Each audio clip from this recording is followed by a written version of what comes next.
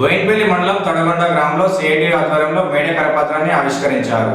ప్రపంచ కార్మికుల దినోత్సవం మేడే సందర్భంగా గురువారం రోజున నిర్వహించే కార్మికుల దినోత్సవాన్ని పురస్కరించుకొని బోయిన్పల్లి మండలం తొడగొండ గ్రామంలో అమల్య ఆధ్వర్యంలో సిఐటి కార్మిక సంఘం కరపత్రాన్ని ఆవిష్కరించింది. కష్టజీవులు ఎర్ర జెండా సాక్షిగా కార్మిక దినోత్సవాన్ని జరుపుకోవడం ప్రతి కార్మికునికి అవసరమని, కార్మికుల హక్కుల సాధన కోసం అంతర్జాతీయంగా గుర్తింపు పొందిన మేడే ఉత్సవాల్లో ప్రతి కార్మికుడు పాల్గొనాలని సిఐటి నాయకులు గుర్జల శ్రీధర్ పిలుపునిచ్చారు. మేడే ఉత్సవాలకు అన్ని మండలాలు, గ్రామాల నుండి కార్మికులు పెద్ద ఎత్తున తరలి రావాలని పిలుపునిచ్చారు. కార్యక్రమంలో అమలు కార్మికులు వీరేందర్, ఇస్తరి, శ్రీనివాస్, మేకల మహేందర్, అశోక్, రహీం, శంకరయ్య తదితరులు ఉన్నారు.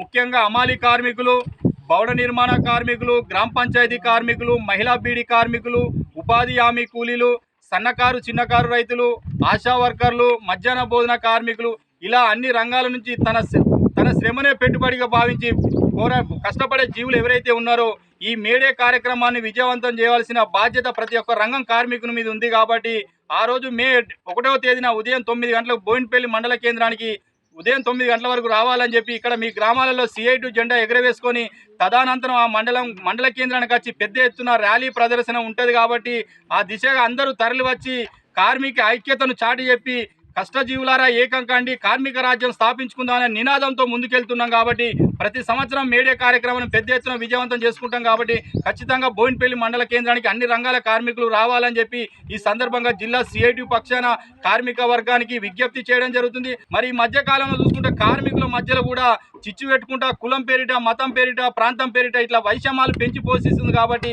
ఆ దిశగా కూడా కేంద్ర బీజేపీ ప్రభుత్వం అవలంబిస్తున్న ప్రజా కార్మిక వ్యతిరేక విధానాలు తింపికొట్టాలి.